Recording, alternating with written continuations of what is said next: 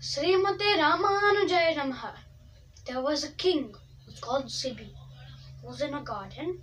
Then suddenly a dove appeared and pleaded for his help because there was a big eagle and it was about to eat the dove. Then Sibi agreed and hid him so he would be safe. Then the eagle came and asked, "Where is my prey? I need to eat him or else I won't survive." Then Sibi says, "I've made an agreement, you can't eat him." So Sibi instead said, eat another dove." But then the eagle said, "That's unfair. You can't eat another one. In the law of the jungle, it says the bigger animal, the stronger animal must prevail on the smaller animal, because without that they will not survive. This is how God made it." Then Sibi says, "Okay, then eat a rat." But this is same. You can't sacrifice one dove for a rat. Then Sibi says, "Okay, then eat myself."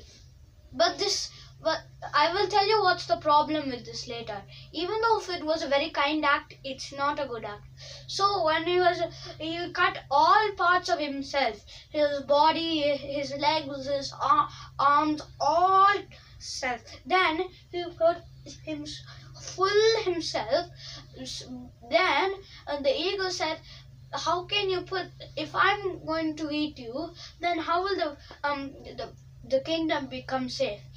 And he turned into Yamadharmaraja. He was testing Sibi, but then he says, "This is not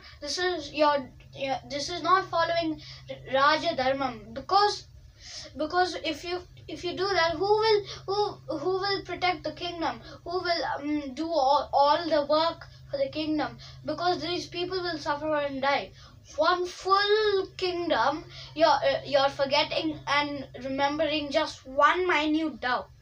This also is related to another story in Manu's story, where Manu is also a king like Sibi, but it's the same problem which happens, but it takes it more better. So Manu is a king and he was sitting by a lake.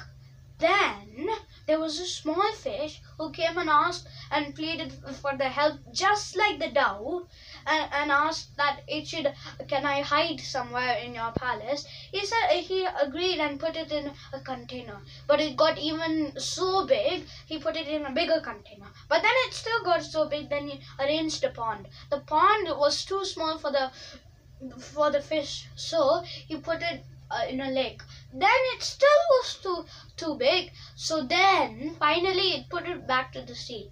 But after it put back to the sea, the fish told that, "Tie the rope to my nose, and with your boat take all the Vedas, Sapta Rishis." Sapta Rishi means all the 7 rishis, and the human seeds of creation before Pralayam. Pralayam means when all the water sinks into the land and a new creation will be formed. So for order to do that, you need the Sapta Rishis, you need the human creation seeds, because otherwise these humans won't live, and the Vedas knowledge.